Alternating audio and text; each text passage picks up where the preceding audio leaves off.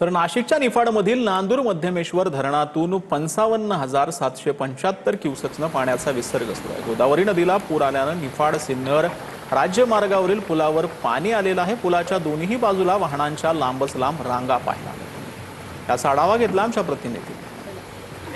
गेल्या 2 दिवसांपासून नाशिक, त्र्यंबकेश्वर, इगतपुरी, दिंडोरी आणि निफाड या तालुक्यांमध्ये मुसळधार तर कधी संततधार पाऊस होत आहेत।